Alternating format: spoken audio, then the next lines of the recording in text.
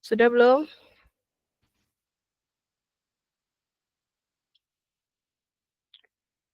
Oh, kalau diem aja berarti belum ya? Belum pernah dibaca ya? Baik, kita akan masuk langsung. Saya akan share screen.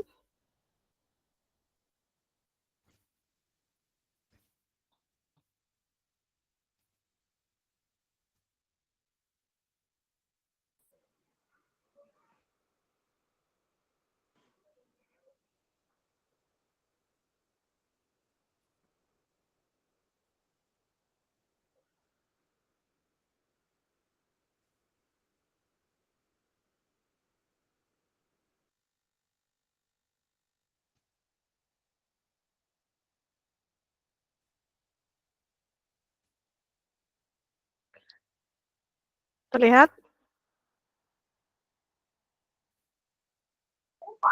Ya, sudah jelas, Bu. Oke. Sekarang kita masuk ke manajemen modal kerja. Saya menggunakan PPT-nya, PPT yang buku yang sebelumnya ya, edisi buku yang sebelumnya.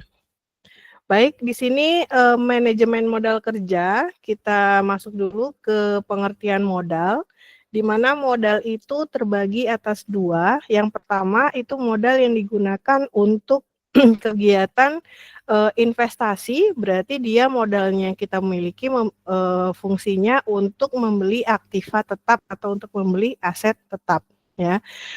Misalnya tanah dan bangunan, mesin, peralatan, dan kendaraan. Nah, yang kedua, modal itu juga bisa digunakan untuk membiayai kegiatan operasional sehari-hari. Misalnya untuk membeli aset lancar, contohnya di sini bisa untuk membayar bahan baku, membayar tenaga kerja, maupun membayar biaya-biaya overhead yang lain. Ya. Nah, berikutnya adalah konsep dari modal kerja. Nah, di sini maksudnya modal kerja ini suatu perusahaan itu dikatakan memiliki modal kerja itu dia menggunakan beberapa konsep. Ya, yang pertama itu adalah modal kerja kuantitatif. Artinya suatu perusahaan itu bisa menggunakan modal kerjanya selama dia memiliki aset lancar ya atau aktiva lancar.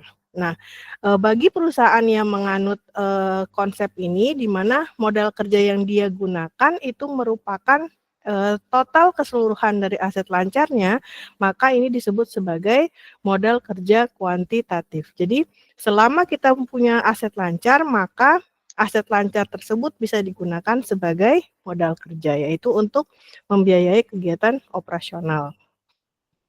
Lalu yang kedua itu adalah konsep modal kerja kualitatif, di mana di sini suatu perusahaan itu memiliki modal kerja apabila dia sudah mengurangkan aset lancar yang dia miliki itu dengan utang-utang lancarnya. Artinya apa? Semua kewajiban perusahaan yang sifatnya jangka pendek itu sudah lunas, ya. Jadi suatu perusahaan yang menganut modal kerja kualitatif, dia menganggap bahwa selama perusahaan itu sudah memenuhi atau sudah melunasi kewajiban jangka pendeknya, maka itu artinya dia sudah memiliki modal kerja. Ya, jadi ini lebih lebih dalam lagi ya. Jadi di sini dia modal kerja itu kita punya modal kerja selama modal kerja itu sudah bisa digunakan untuk membiayai utang-utang jangka pendek. Ya. Nah, ini disebut juga sebagai modal kerja bersih. Nah, lalu konsep yang ketiga, ini adalah modal kerjanya kita sudah memilah-milah nih, mana yang bisa mendapatkan income, mana yang bukan.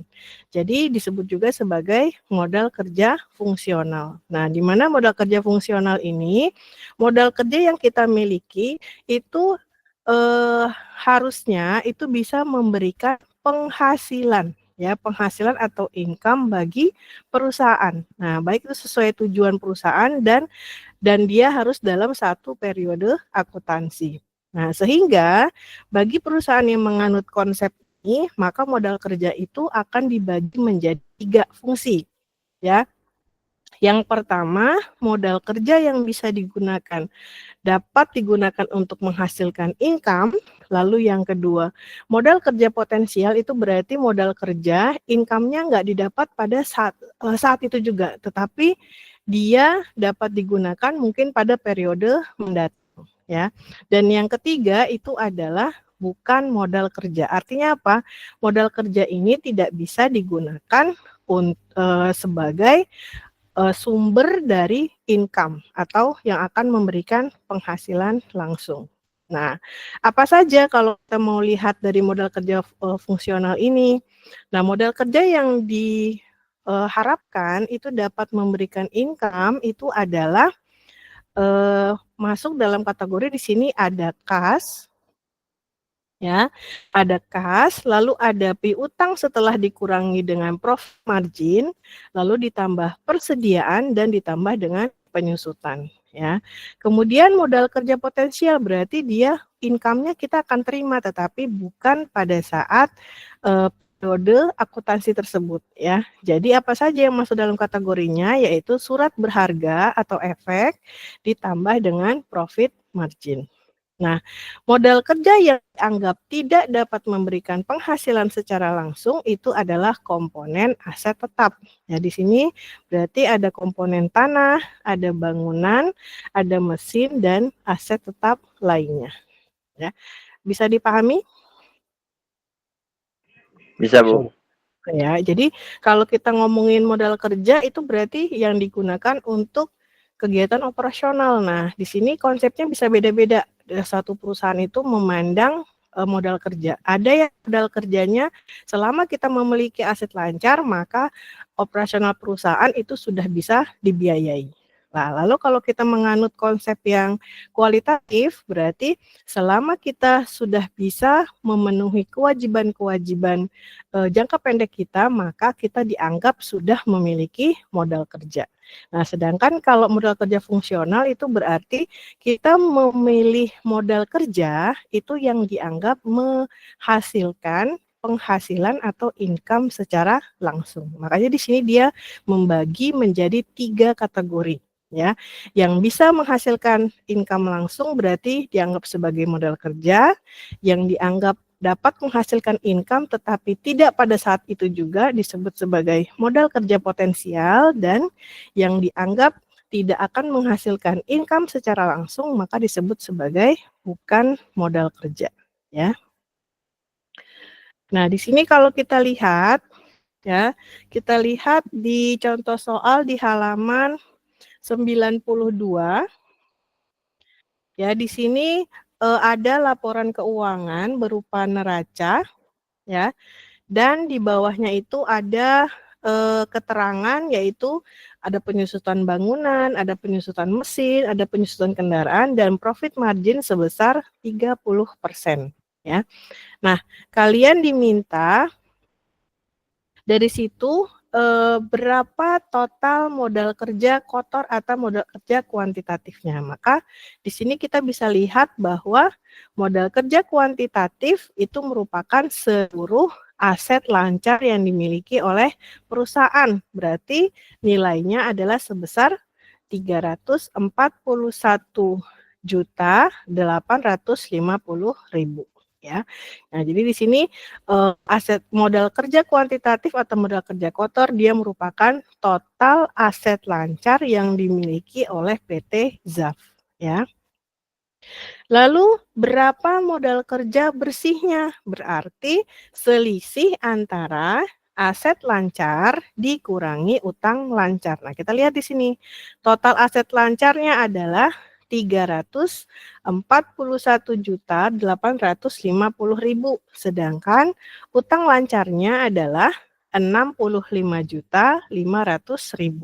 Maka modal kerja bersihnya itu merupakan selisihnya, ya, yaitu 341.850.000 dikurang 65.500.000, yaitu sebesar 276.350.000. Nah, lalu bagaimana dengan konsep modal kerja fungsional. Nah, berarti kita bisa memilah-milah mana yang menjadi modal kerja, mana yang menjadi modal kerja potensial, dan mana yang bukan modal kerja. Ya. Nah, yang menjadi modal kerja di sini adalah berarti kas ya ditambah piutang dikurangi profit margin ya ditambah persediaan ditambah penyusutan. Berarti kasnya kita lihat di sini ya. Kasnya itu adalah sebesar 34.250.000. Lalu ditambah piutang. Piutangnya kita lihat sebesar 112.400.000. Lalu dikurang dengan profit margin, berarti profit margin yang 30% dikalikan dengan piutangnya ya. Berarti 30% dikali 112.400.000. Lalu ditambah dengan persediaan. Persediaannya kita lihat di sini persediaan barang dagangan sebesar 145.200.000.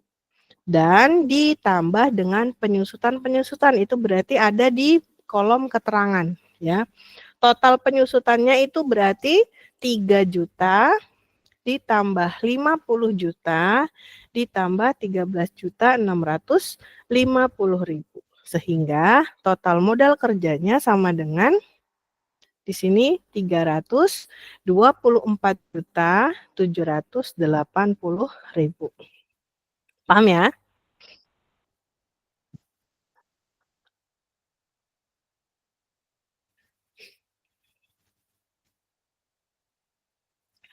Lalu yang berikutnya ya.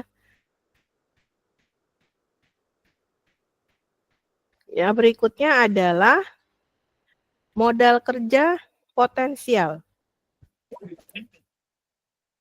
Yaitu total surat berharga yang kita miliki ditambah dengan profit marginnya ya. Berarti di sini profit marginnya tadi 30% dikali 112.400.000 ya. Kemudian ditambah dengan efek atau surat berharga dia, kita lihat di laporan neracanya yaitu sebesar 50 juta ya. Sehingga modal kerja potensial yang dimiliki oleh ZAF itu adalah 83.720.000 rupiah. Bisa dipahami ya?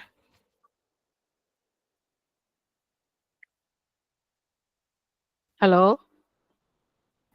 Ibu mau tanya, yang bagian profit margin itu yang 33.720.000 itu hasilnya dari 30% dikali 112.400 ya, Bu?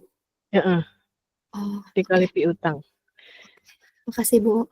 Yuk.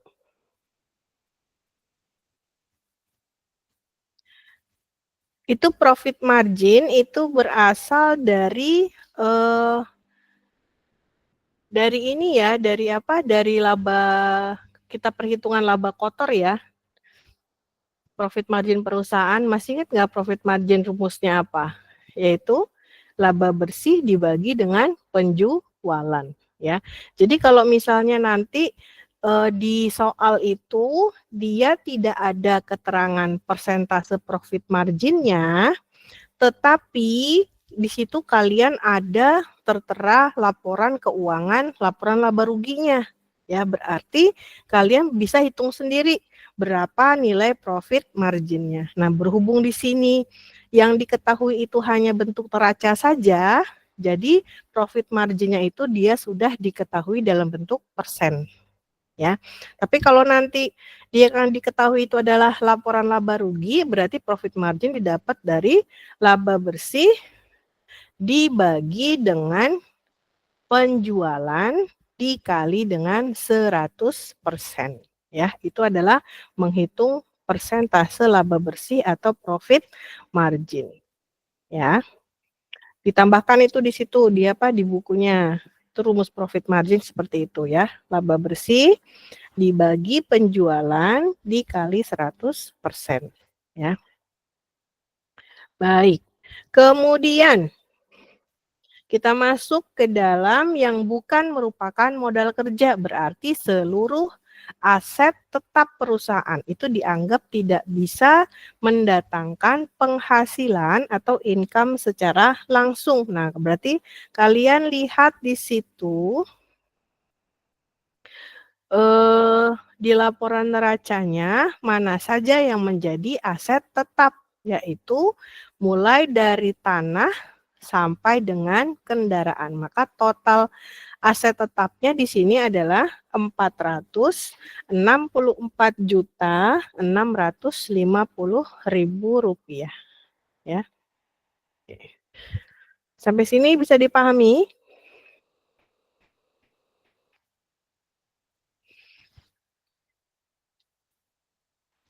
Ada yang ditanyakan? Silakan. Jelas, Bu. Yo, oke. Sekarang kita akan skip dulu masuk ke dalam bagaimana kita menentukan kebutuhan modal kerja.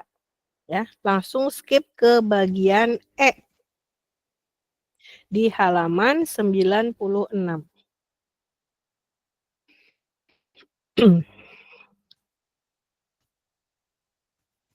Nah, di sini tugas kita sebagai manajer keuangan itu adalah kita juga menentukan berapa sih modal kerja yang harus kita siapkan untuk membiayai kegiatan operasional di periode mendatang ya. Nah, di sini dalam menentukan besarnya modal kerja kita menggunakan dua metode ya. Yang pertama adalah metode keterikatan dana. Maksudnya apa? Kita menghitung modal kerja itu berdasarkan siklus kas. Ya, jadi siklus kas yang ada di perusahaan. Berarti di sini kita harus paham dulu nih bagaimana siklus kas untuk masing-masing perusahaan. Nah, kita mengenal perusahaan itu ada perusahaan jasa, ada perusahaan dagang, ada perusahaan manufaktur. Ya, nah di sini keterikatan dana atau siklus kas itu merupakan jangka waktu yang dibutuhkan itu mulai dari kas digunakan sampai dengan kas itu kembali ke perusahaan. Ya, jadi mulai dari pengeluaran kas, ya kemudian sampai kas itu masuk menjadi pendapatan atau penerimaan kas. Nah, kita lihat kalau dalam perusahaan dagang di sini, pertama kali kas yang kita punya itu digunakan untuk membeli barang dagangan, ya kan? Kemudian barang dagangannya kita masukkan ke dalam gudang dan kemudian kita jual ya. Nah, pada saat penjualan apabila kita menggunakan penjualannya secara kredit, maka kita tidak serta-merta bisa mendapatkan kas pada saat terjadinya transaksi penjualan melalui tetapi melainkan kita mendapatkan piutang dulu. Nah, kemudian setelah jatuh tempo, maka baru piutang tadi bisa menjadi kas kembali. Ya, jadi di sini dia siklusnya ada berapa nih? 1, 2, 3, 4. Ya. Dari kas kita punya kas, kita keluarkan untuk membeli barang dagangan. Kemudian barang dagangannya yang kita simpan di perusahaan itu kemudian kita lakukan penjualan, transaksi penjualan. Apabila penjualannya secara kredit, maka kas itu baru bisa masuk setelah piutang itu sudah dilunasi, ya. Sebaliknya, kalau kita menggunakan kita berada pada perusahaan manufaktur. Nah, di sini kas yang kita punya itu pertama, ya. Di sini kas yang kita punya pertama itu digunakan untuk membeli pertama adalah bahan baku, ya kan? Untuk bahan baku. Terus kita beli bahan baku, kemudian bahan bakunya sampai di gudang, kemudian sampai dia si bahan baku itu siap untuk diproduksi, maka uang kas yang digunakan itu masuk dalam pengeluaran kas, ya, masuk dalam penggunaan kas ya. Lalu kemudian terjadi proses produksi. Nah, di sini di proses produksi selain kita ngeluarin biaya untuk bahan baku, kita juga harus mengeluarkan biaya untuk tenaga kerja. Dan yang kemudian kita juga harus membayar untuk biaya produksi yang lain selain bahan baku dan tenaga kerja. Kemudian ada muncul namanya persediaan barang jadi ya. Nah, kemudian sampai dia berhasil dijual, kalau dijualnya dia berupa kredit, secara kredit, maka kas itu baru bisa kita terima kembali setelah piutangnya jatuh tempo. Ya, jadi di sini untuk perusahaan manufaktur siklus kasnya otomatis menjadi lebih panjang dibanding dengan perusahaan dagang. Nah, berarti prinsipnya gimana? Semakin panjang siklus kas, maka semakin besar juga modal kerjanya. Ya. Nah, berikutnya adalah di sini ada untuk pengeluaran modal kerjanya, ya.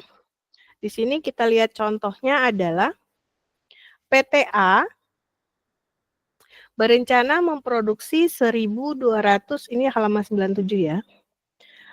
Memproduksi sebanyak 1.200 unit barang per hari, ya. Kemudian 1 unit barang itu membutuhkan 1,5 kilogram bahan baku. Dengan harga bahan bakunya per kilonya itu adalah Rp2.000. Kemudian upah tenaga kerja itu adalah Rp2.500 per unit barang jadi. Jadi upah tenaga kerja ini dibayar berdasarkan berapa banyak si tenaga kerja itu menghasilkan produk jadinya ya. Kemudian bahan baku disimpan di gudang selama 7 hari sebelum digunakan untuk proses produksi. Lalu proses produksi itu berlangsung selama 3 hari. Sebelum dijual, barang jadi disimpan di gudang rata-rata 10 hari. Nah, rata-rata piutang tertagihnya adalah 30 hari. Maksudnya waktu yang dibutuhkan untuk penagihan piutang. Ya. Kemudian diketahui juga biaya pemasaran per bulan itu 15 juta rupiah. Biaya administrasi dan umum 12 juta rupiah dan biaya lain-lainnya 9 juta rupiah. Kemudian kas minimalnya adalah 10 juta rupiah. Nah, pertanyaannya, berapakah modal kerja yang dibutuhkan? Pertama, kita hitung dulu adalah jumlah siklus kas. Berarti waktu yang dibutuhkan mulai dari kas keluar sampai dengan kas masuk. Yang pertama, di sini adalah waktu untuk apa nih? Waktu untuk pembelian bahan baku. Ya, lihat di sini bahan baku disimpan di gudang selama 7 hari. Berarti jumlah siklus yang pertama, lamanya penyimpanan bahan baku adalah 7 hari. Nah, berikutnya. Proses produksi berlangsung selama 3 hari, berarti sekarang lamanya proses produksi 3 hari. Ya. Kemudian sebelum dijual barang jadi sebelum dijual barang jadi disimpan di gudang rata-rata 10 hari, berarti penyimpanan barang jadi selama 10 hari. Kemudian rata-rata piutang tertagih 30 hari, berarti lamanya penagihan piutang 30 hari. Nah, berarti kita jumlah tuh ya. 7 hari ditambah 3 hari ditambah 10 hari ditambah 30 hari. Totalnya adalah 50 hari. Sampai sini paham? Paham, Bu. Ya, berarti hitung dulu siklus kasnya atau lamanya keterikatan dana. Kalau sudah, baru kemudian kita hitung kebutuhan kas per hari. Ya, pertama lihat dari bahan bakunya. Di sini bahan bakunya per hari dia memproduksinya adalah 1.200 unit. Ya, sedangkan untuk menghasilkan 1 unit, dia membutuhkan 1,5 kilo bahan baku dengan harga per kilonya 2.000. Maka untuk kebutuhan kas bahan baku saja per hari berarti 1.200 dikali 1,5 kilo dikali 2.000. Ya, yaitu sebesar Rp3.600.000.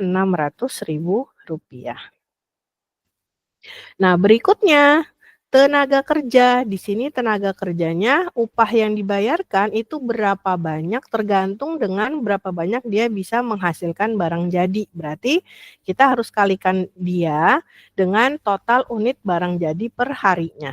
Ya, berarti 1.200 dikali 2.500. Ya, sebesar Rp3.000.000. Kemudian biaya pemasaran. Nah, di sini biaya pemasarannya yang diketahui itu adalah per bulan, sedangkan kita diminta menghitung kebutuhan kas per hari. Berarti 15 juta kita bagi dulu ke dalam 30 hari. Ya. Jadi sebesar Rp500.000. Begitu juga untuk biaya administrasi dan umum. Berarti 12 juta kita bagi dulu dengan 30 hari. Yaitu sebesar 400.000 dan biaya lain-lainnya berarti 9 juta dibagi 30 hari sama dengan 300.000 baru di total. Ya. Nah, kalau sudah maka kebutuhan modal kerja itu sama dengan jumlah siklus kas, lamanya siklus kas dikali dengan kebutuhan kas per hari. Lalu ditambah dengan saldo kas minimal jika ada. Ya, jadi total kebutuhan modal kerja sama dengan 400 juta rupiah. Bisa dipahami ya?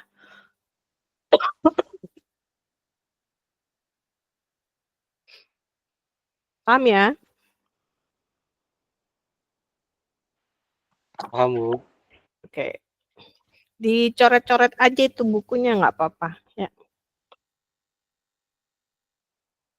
Nah, itu kalau kita menggunakan modal kerja, tapi berdasarkan metode waktu atau siklus kasnya. Ya. Nah, sekarang bagaimana kita menggunakan menghitung modal kerja tetapi berdasarkan perputarannya atau tingkat perputaran modal kerja. Maka kita harus menghitung ya di sini kita menghitung unsur-unsur ya modal kerja yang kita kan itu kebutuhannya kita hitung berdasarkan unsur-unsur dari modal kerja ya. Mana dia? Kelihatan?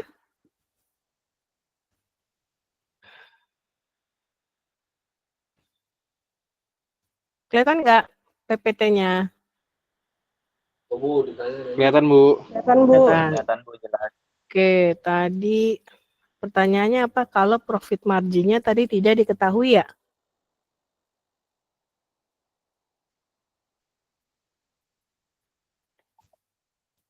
Betul nggak? Tadi ada pertanyaan perasaan jika modal kerjanya sebentar ya. Sebentar. Tadi di WA atau di sini? Oke. Oh, ini pertanyaan dari Sophia. Jika tidak ada profit margin untuk contoh soal, tadi ya sesuai dengan penjelasan saya sebelumnya, apabila tidak ada profit marginnya yang diketahui persentasenya, tetapi ada laporan laba rugi, jadi di bawah laporan neraca itu ada laba rugi tuh yang menunjukkan berapa nilai laba bersih ada dari mulai penjualan sampai berapa besarnya laba bersih, maka profit marginnya dihitung dari situ ya. Berarti sama dengan laba bersih dibagi penjualan dikali 100%. Nah, kecuali laporan laba rugi tidak diketahui, tidak ada. Kemudian keterangan profit margin juga nggak ada. Berarti di situ kalian tidak perlu mengurangkan piutang dengan profit marginnya. Ya, jadi alternatifnya ada dua. Kalau yang pertama dia profit margin nggak diketahui tapi ada laporan laba rugi, berarti laporan laba ruginya kalian lihat ya dari komponen laba bersih dengan bagian penjualan ya, di mana profit margin itu sama dengan laba bersih dibagi penjualan dikali 100%. Alternatif yang kedua, laporan laba rugi enggak ada, keterangan profit margin juga enggak ada, berarti anggap aja profit marginnya itu diabaikan ya. Paham sampai sini ya untuk Sophia Anggita ya. Oke, berikutnya kita menghitung modal kerja tetapi dengan cara perputaran menggunakan metode perputaran modal kerja. Berarti bagaimana maksudnya? Jadi kita menghitung modal kerjanya dilihat dari perputaran unsur-unsur yang membentuk modal kerja. Nah, di sini modal kerja yang dimaksud di sini adalah unsur-unsurnya terdiri atas, ya kita lihat di sini ada perputaran kas, lalu ada perputaran surat berharga, lalu ada perputaran piutang dan perputaran persediaan. Ya. Atau dengan kata lain, di sini kalian menghitung perputaran modal kerjanya, yaitu yang terdiri atas nih unsur-unsur yang ada dalam kas, kas, aset lancar, ya. Yaitu kas, surat berharga, piutang dagang, dan persediaan barang dagangan. Ya.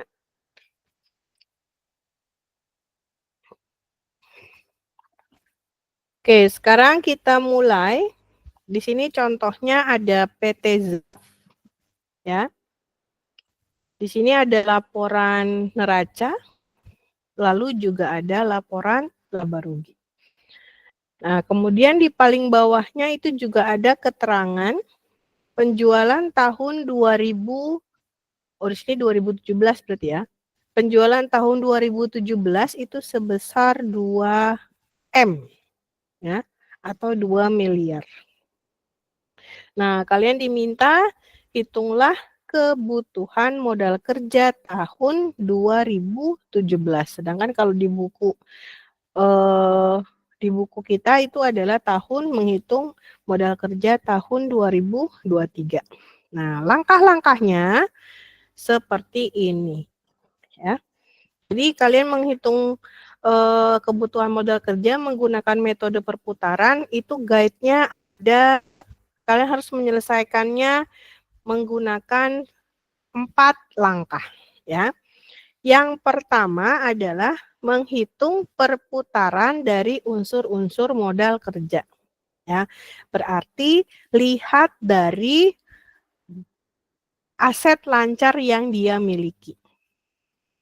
Kalau dari aset lancarnya itu ada kas, ada surat berharga, ada piutang dagang, ada persediaan barang dagangan, maka kalian harus menghitung perputarannya itu ada 4. Ya, jadi perputaran kas, ya, kemudian perputaran surat berharga, perputaran piutang, dan perputaran persediaannya. Kemudian apabila di aset lancar itu hanya ada 3 unsur, misalnya cuma kas, kemudian ada piutang, kemudian ada persediaan, maka perputaran yang harus kalian hitung cukup 3 juga, yaitu kas, piutang, sama persediaan. Paham ya?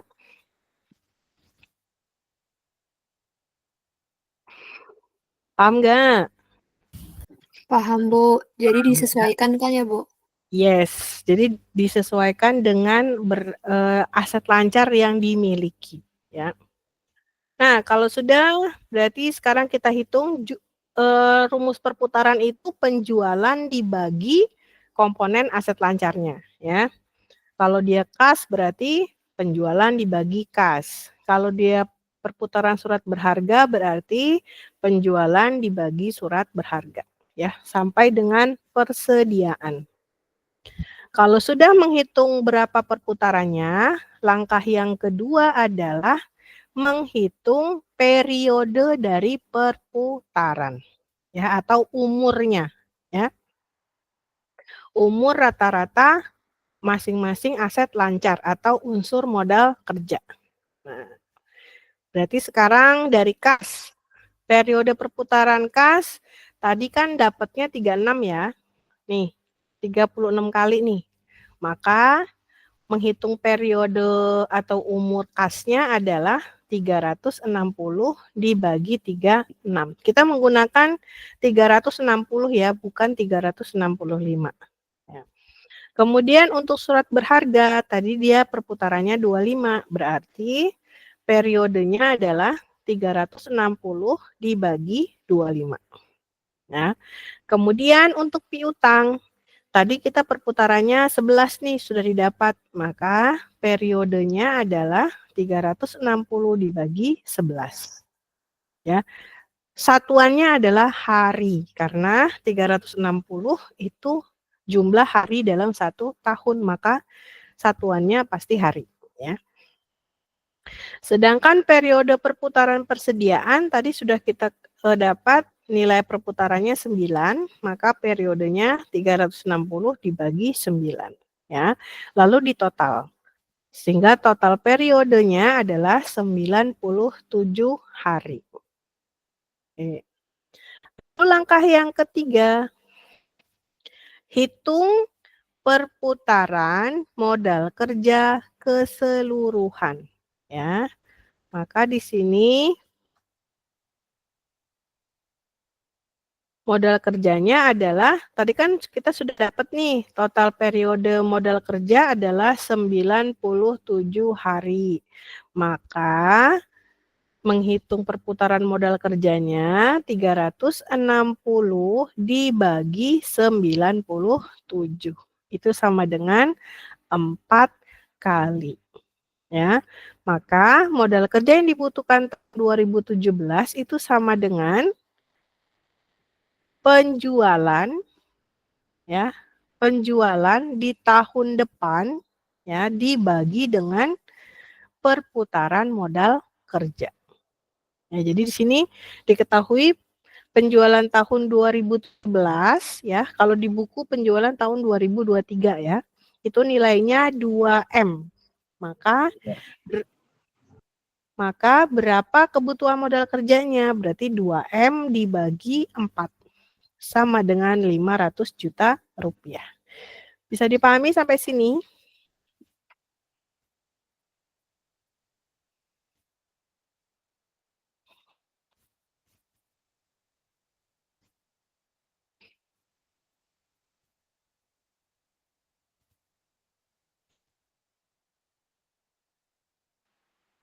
Bisa, Bu.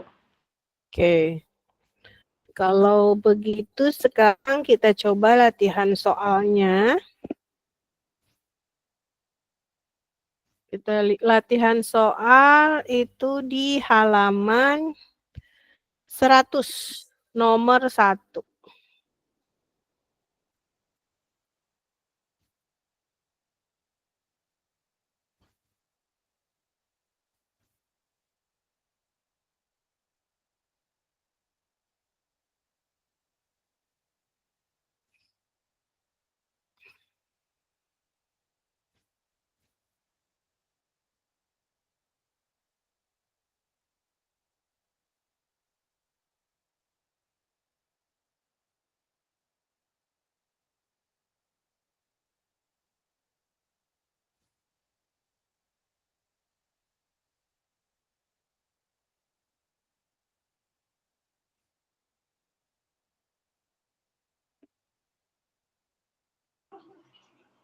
Jadi cara ngitungnya tetap pakai 4 metode tadi ya, Bu?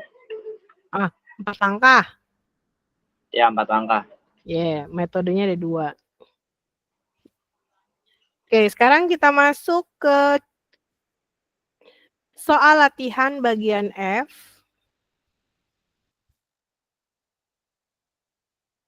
Ya, nomor 1.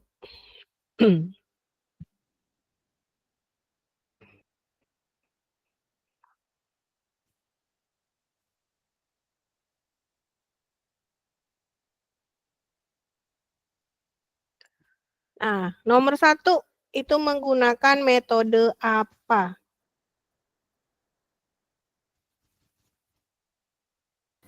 Metode keterikatan dana bukan, Bu?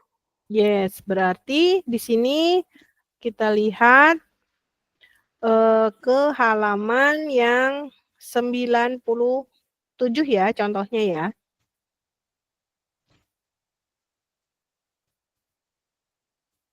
Berarti di sini metode keterikatan dana. Maka di sini ada 3 tahap ya. Yang pertama adalah kita hitung dulu berapa besarnya siklusnya ya atau periode keterikatan dana.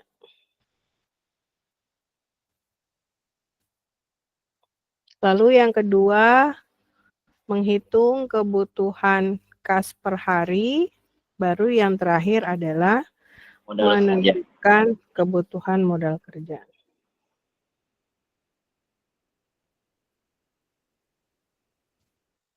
Ya. Oke. Nah, sekarang periode keterikatan dananya atau berapa lamanya kita lihat di soal. Ya. PT Demi Waktu tahun yang akan datang akan memproduksi 6.000 unit barang per bulan. Untuk membuat 1 unit barang dibutuhkan 4 kg bahan baku dengan harga 1.000 per kilo. Sebelum diproses bahan baku disimpan di gudang rata-rata 12 hari. Berarti lamanya Bahan baku di sini. penyimpanan bahan baku ya. 12 hari. EBB ya. Ya, berarti sama dengan 12 hari. Kemudian proses produksi berarti lamanya proses produksi berapa hari di situ? 7 hari. 7 hari. Kemudian apalagi? Lamanya penyimpanan barang jadi. Sikat aja. Berarti sama dengan 16 hari. 16 hari. Dan terakhir lamanya penagihan ya. Piutang. Berarti sama dengan sini rata-rata ya piutang tertagihnya 45 hari. Oke. Berarti di sini jumlahnya sama dengan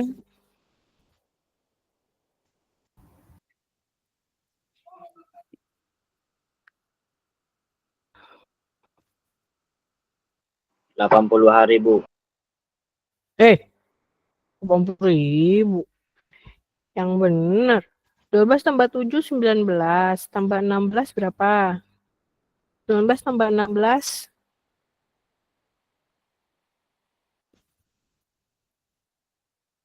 45 ya? 35 ya? 35, Bu. 35 tambah 45 berarti 80 ya? 80. Ya, berarti 80 hari.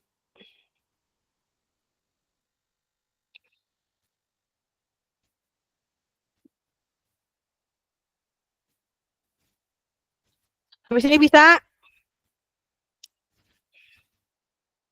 Paham, Bu. Nah, oke, sekarang tahapan yang kedua, menghitung kebutuhan kas per hari. Ya, berarti kita lihat di sini bahan baku atau BBB. Sama dengan. Nah, yang di soal, dibaca baik-baik soalnya. PT Demi Waktu tahun yang akan datang akan memproduksi 6.000 unit barang per bulan. Berarti perharinya berapa?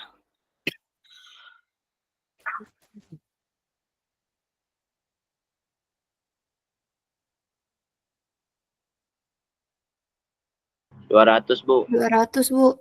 Barengan. Dari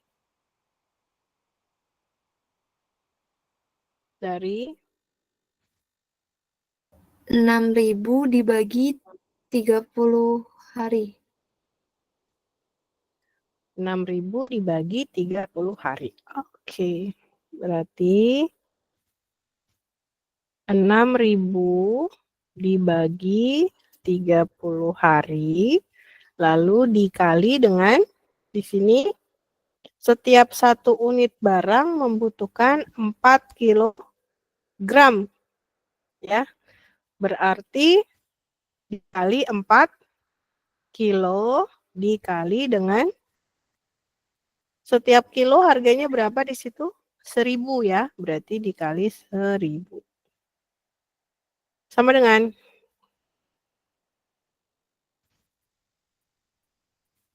berapa? 24 juta. Hah? Gak usah ragu-ragu. Yang lain gimana? Betul nggak?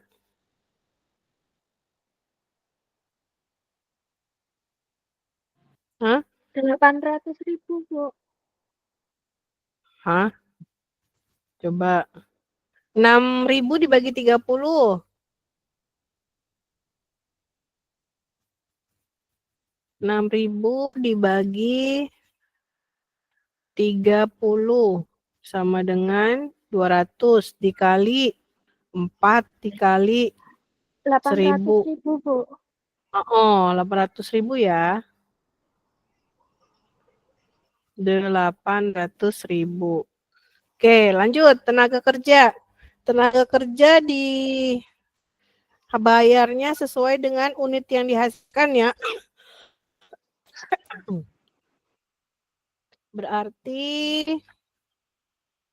mana dia? 2.000. Berarti tadi 200 ya? 200 dikali 2.000. 200-nya paham ya? Dari mana? Produksi unit hari. 30. Ya, jadi jangan sampai yang tadi perhitungan yang di atas ya, jangan dilupakan. Ya. Terus berarti sama dengan di sini berapa tuh? 400.000. 400.000. Lanjut.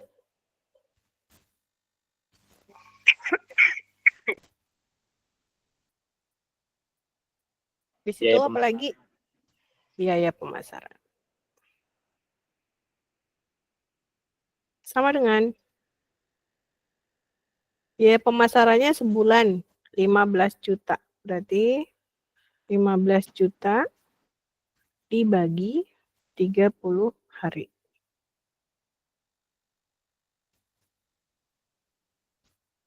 Sama dengan 500.000. Oke, 500.000. Lanjut. Biaya Admin dan administrasi. Biaya adum ya. Administrasi, admin, dan umum. Kan jadi gagal. Adum aja ya. sama dengan 12 juta dibagi 30 hari.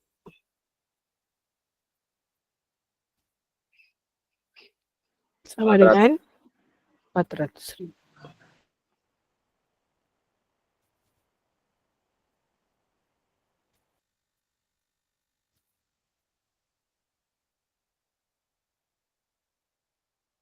Sama dengan apa tuh?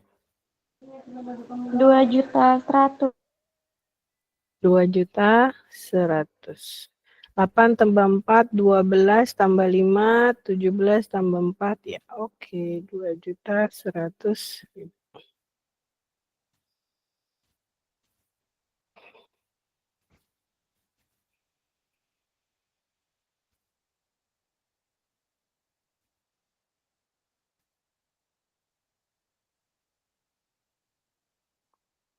Oke.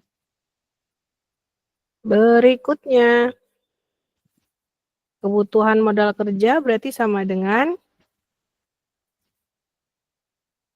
80 hari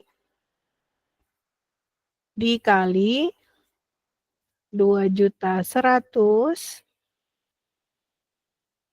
lalu ditambah dengan ada kas minimal nggak di situ? Ada Bu, 5 juta. Berarti 5 juta.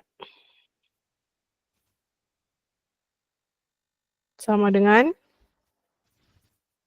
173 juta. 173 juta.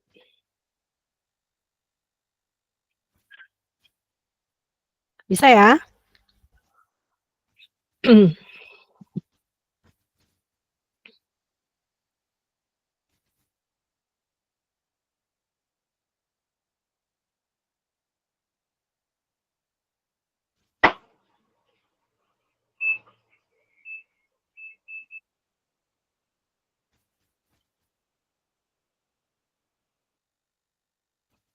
Sekarang kita lihat nomor 2. Ke nomor 2, nomor 3.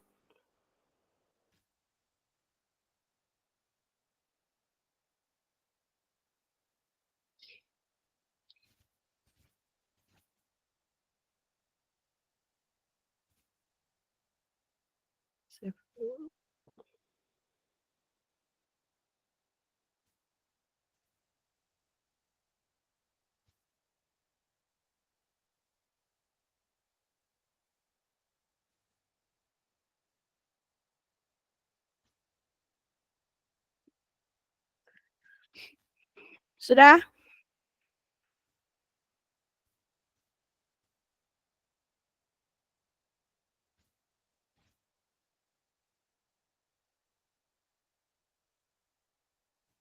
Sudah belum?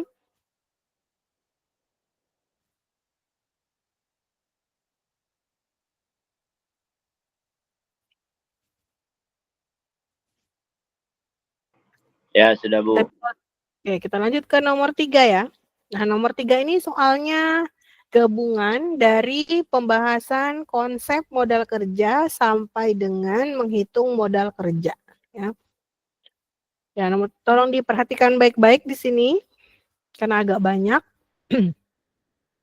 PT Janah mempunyai neraca dan laporan laba rugi tahun 2022 sebagai berikut. Nah, itu sudah ada neraca, lalu sudah ada laporan laba ruginya, ya. Nah, di sini kan belum ada profit margin kan, keterangan profit margin, berarti kalian bisa hitung dari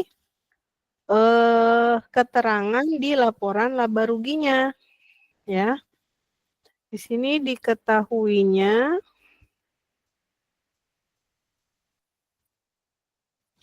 profit margin itu berarti sama dengan, tadi gimana rumusnya, masih ingat? Gimana rumus profit margin? Laba bersih dibagi penjualan dikali 100%.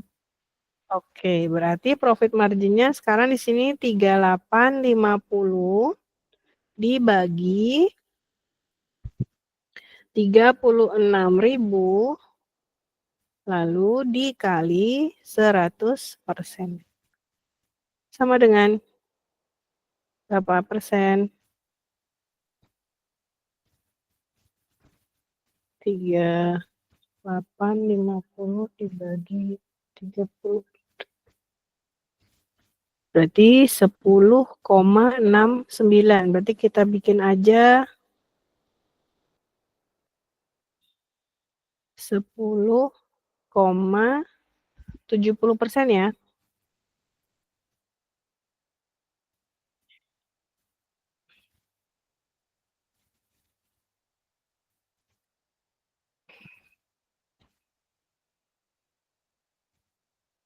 Lihat laporan laba rugi.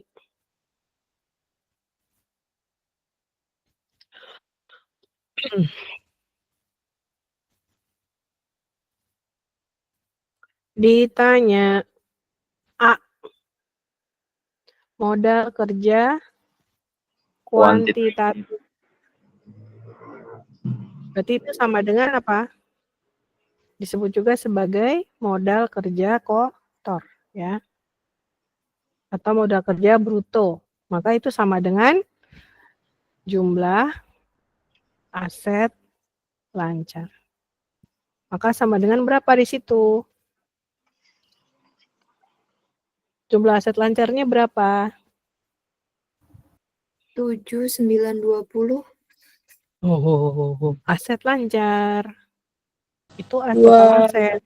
Salah Bu, 2320. Berarti 2.320 juta ya.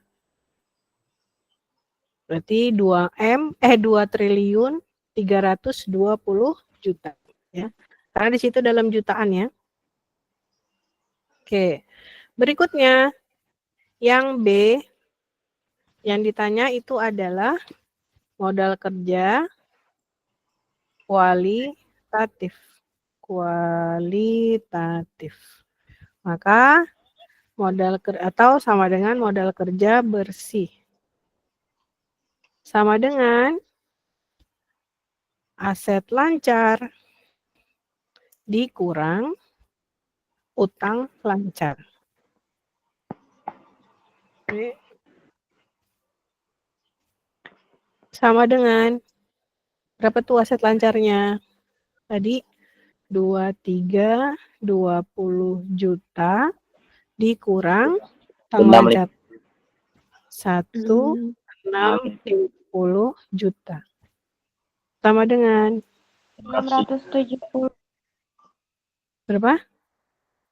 670 juta. Betul? Ya, Bu. Bu. Ya. Sekarang yang C.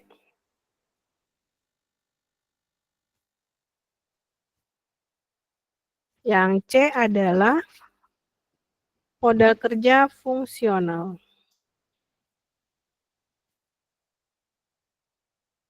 Berarti ada tiga ya. Pertama yang merupakan modal kerja. Sama dengan apa aja di situ? Berarti Kas, ditambah piutang dikurang profit margin. piutang dikurang profit. Salah. Profit margin. Kemudian Tambah persediaan. Kemudian penyusutannya ada nggak di situ? Nggak ada ya. Nggak ada penyusutan ya. Berarti nggak ada kan penyusutan? Berarti langsung aja sama dengan di sini modal kerja sama dengan berapa kasnya? 220 juta. Ditambah piutangnya 750 juta 750 juta dikurang 10,7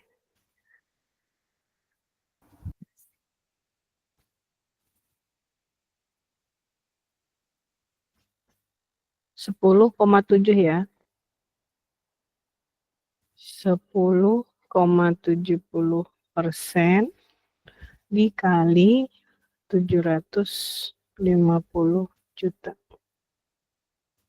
ditambah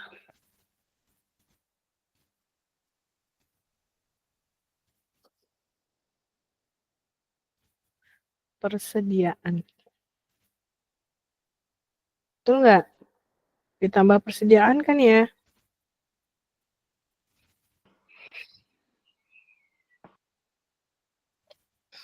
Sama dengan berapa persediaannya? Tadi persediaan 1.350 juta. Oke, modal kerja sama dengan berapa?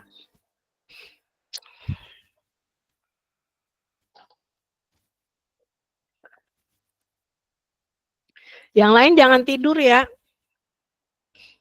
Karena saya nggak bisa ngelihat ini. Atau jangan kabur. Nah Bu, nggak tidur, nggak kabur. Ya, berarti ini berapa hasilnya? 220 ditambah 0,1070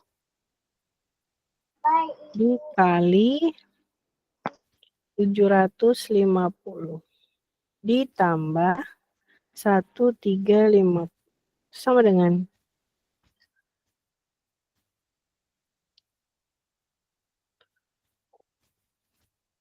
1.650 250. Betul nggak?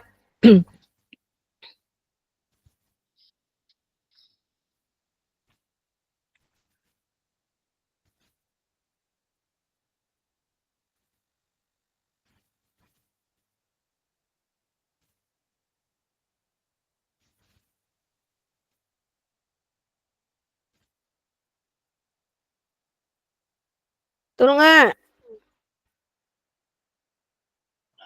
Bu mau nanya Bu, itu profit margin 10% kok dikali lagi sih Bu sama piutang Bu? Iya kan dikurang profit margin. Jadi profit marginnya ini profit margin dikali dengan piutangnya. Kan kalau profit marginnya kan masih dalam bentuk persen, 10,70 kan persen. Jadi dikalikan dulu dengan piutangnya.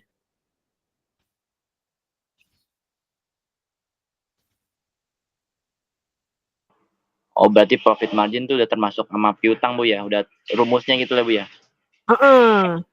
Jadi maksudnya profit piutang dikurangi dengan profit margin. Oh ya, oke. Betul nggak hitungannya?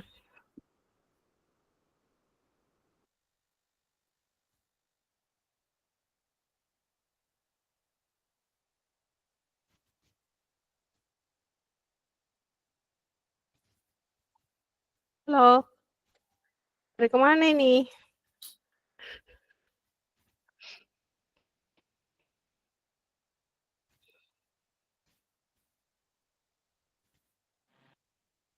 Bu, itu 1.350.000 ya, Bu? Yang persediaannya. Bukan 1 juta, Neng. Tapi kan ini kan dalam jutaan ya. Kan dalam jutaan toh. Berarti 1.350. Berarti 1 triliun. 1 M ya? 1 M Bu ya. Ya, betul.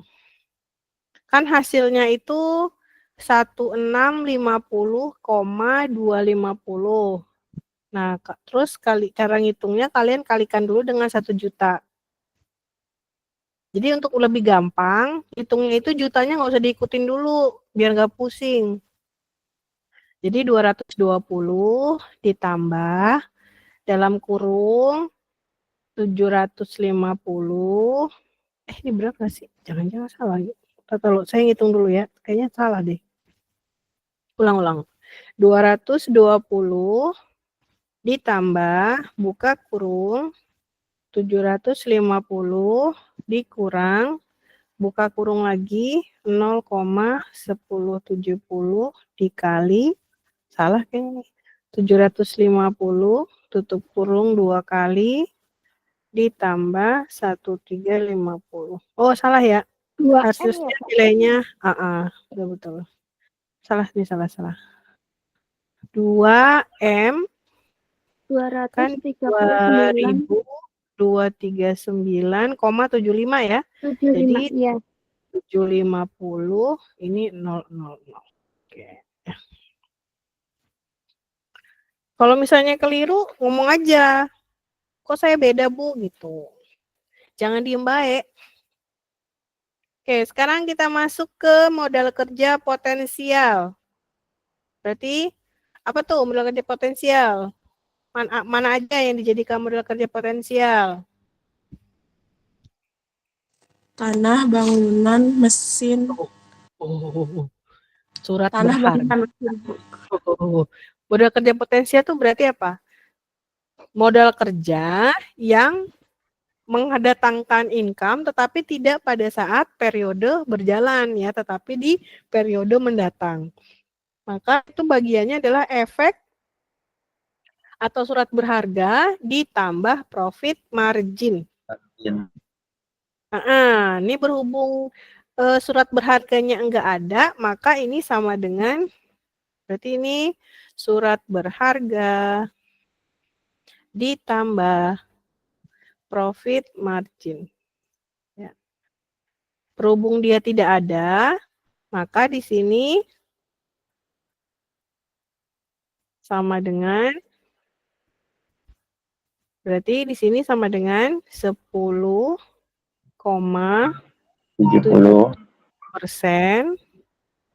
dikali piutang ya.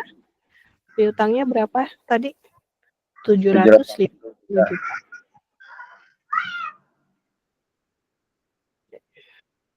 Berarti sama dengan apa tuh? Sama dengan apa? Hasilnya itu 0,1070 dikali 750. Berarti 80 juta 250. Rp 80 juta. Betul ya? 250.000. Nah, sekarang bukan modal kerja. Berarti sama dengan jumlah aset tetap. Berarti sama dengan berapa tuh? Aset tetapnya apa aja di situ? Tanah ditambah bangunan ditambah mesin. Ya. Berarti sama dengan sini 5M.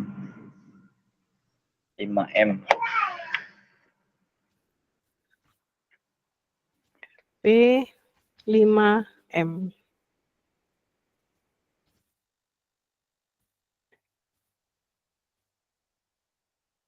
Atau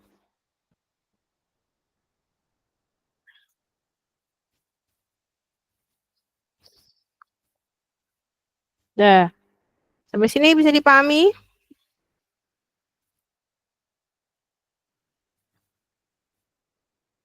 Bisa, Bu.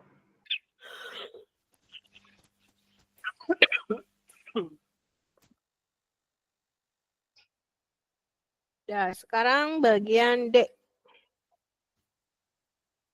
Kebutuhan modal kerja 2023. Nah, di sini kalau ngitungnya yang ditanya ini kebutuhan modal kerja dan yang diketahui adalah laporan keuangan, otomatis pasti menggunakan metodenya perputaran. perputaran, ya.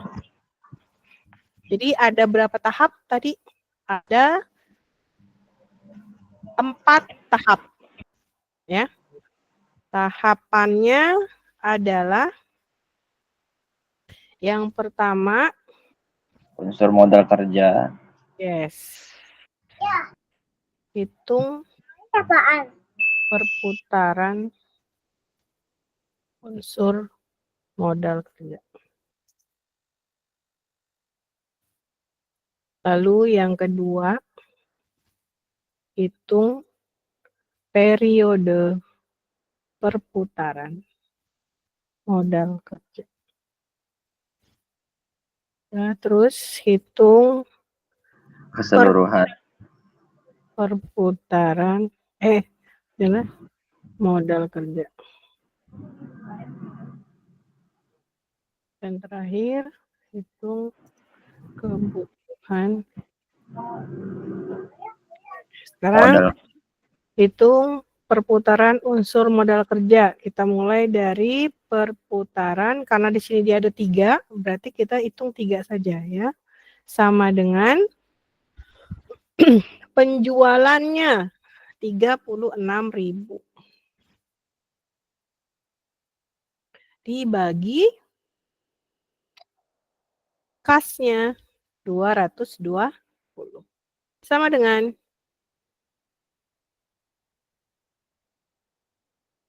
berapa? 36.000 dibagi 220, berarti 164 ya. Kali. Saya buletin ya.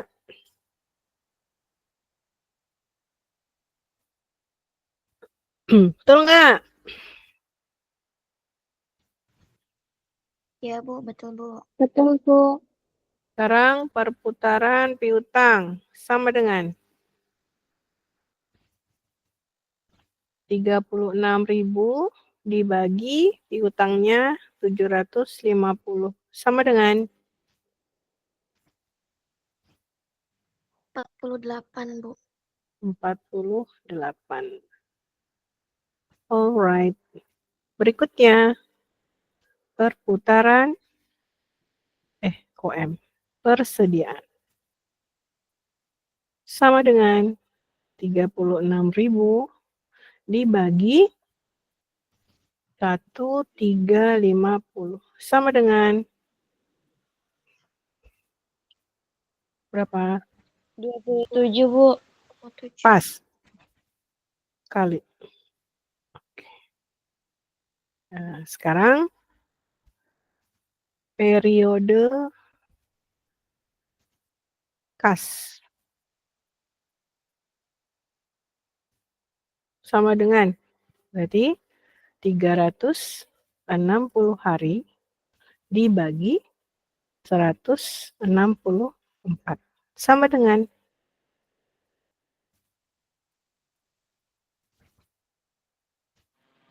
2, Bu. berarti 2 ya. Iya. Hari. Lalu periode piutang sama dengan 360 hari dibagi 48 sama dengan 7,5, Bu. 7,5 kita bikin 8 hari ya. Kan kalau hari Iya, Bu. nggak mungkin setengah-setengah toh. Periode persediaan sama dengan 360 hari dibagi berapa tadi? 27. Sama dengan 13 ya, Bu. hitung dulu yang benar. Kalau koma 13 hari, Bu. di bawah 5 13,3 Bu. 13. berarti 13, Bu. ya. Kalau di bawah 5 berarti kita bulatkannya ke bawah ya. Sekarang kita total jumlah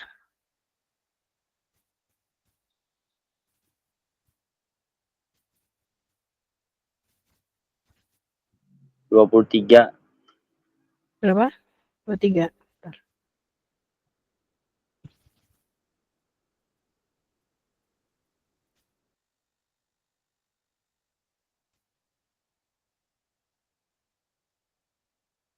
Dua puluh tiga hari. Maka di sini sama dengan 360 hari dibagi 23. Sama dengan 16. 16. kali. Lalu kebutuhan modal kerja sama dengan penjualan 2023 dibagi perputaran modal kerja.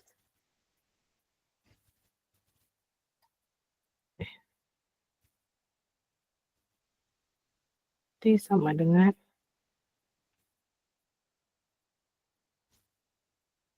mana dia penjualan tahun depannya? 40 M ya itu ya.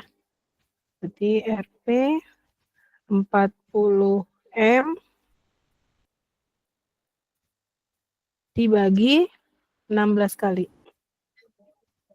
Sama dengan 2,5 M, Bu.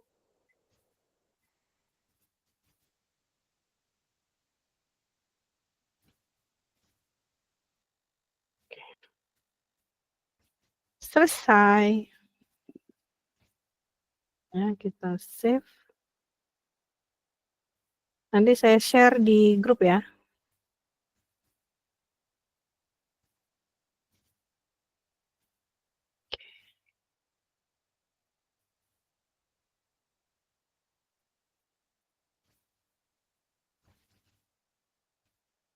Nah,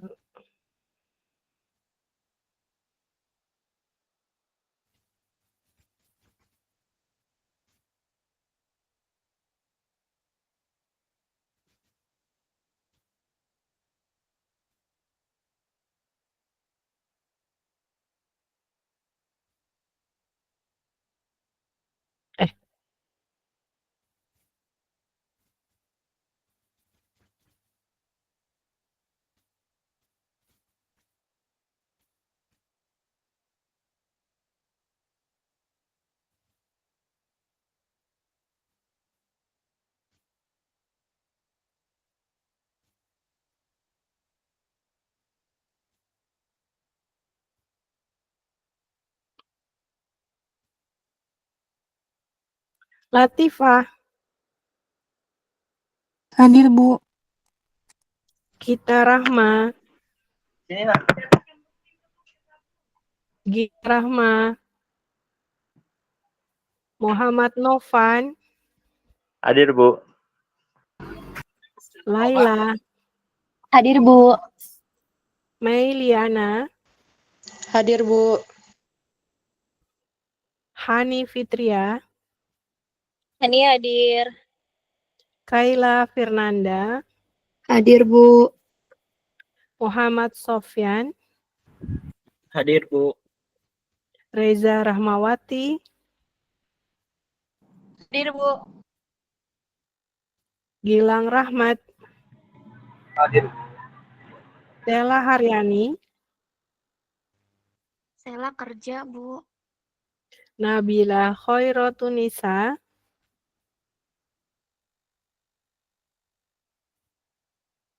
Erlangga Saputra, Hadir. Andini, Hadir, Bu. Idam Khalid, Septi Mawardah, Hadir, Bu. Heldan Wijaya, Hadir, Bu. Alif Zidan, Dewi Rizky, Hadir, Bu. Feby Nafa, Hadir, Bu. Muhammad Nur Arif, Hadir, Bu. sorry, Vispa Rafika, Hadir, Bu. Yuliana, Saya, Bu, hadir. Faria Ferry, Hadir, Bu. Aska Aulia, Hadir, Bu. Asep Ridwan, Hadir, Bu. Lilis Nurhayati, Suci Maharani, Miftahul Zana, Hadir, Bu. Nur Aziza, Hadir, Bu. Silviana, Hadir, Bu. Mega Anita, Hadir, Ibu. Ahmad Bukhari, Hadir. Anggika, Hadir, Bu. Salsabila, Hadir, Ibu. Habibi, Eva Yuliani, Hadir, Ibu.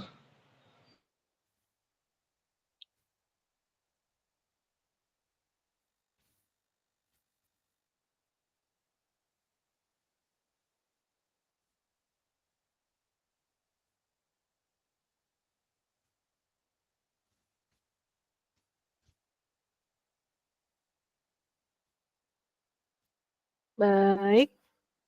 Untuk pertemuan hari Ahad besok, kita jimit lagi ya. Baik, Bu. Jimit jam 12:30 juga. Itu kok jamnya. Materi yang akan kita bahas yaitu materi persediaan. Ya. Materi persediaan. Berarti materi yang kalian belajar sendiri itu untuk nanti UAP ya, yaitu tadi piutang sama kas ya. Betul ya? Sedangkan untuk minggu depan tanggal 8 kita offline ya.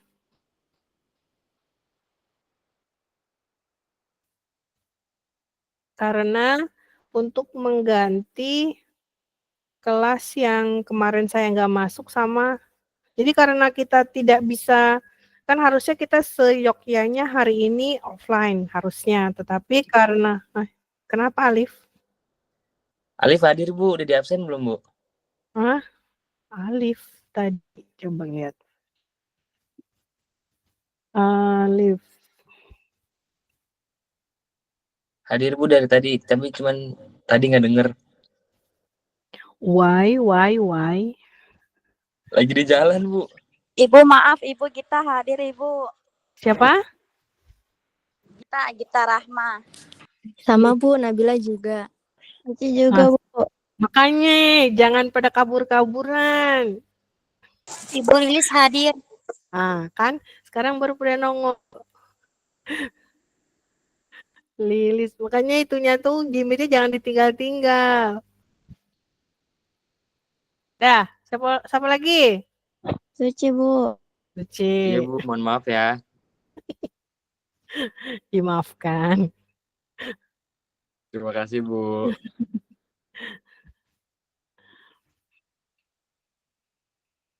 Oke, jadi kita untuk minggu depan kita offline ya.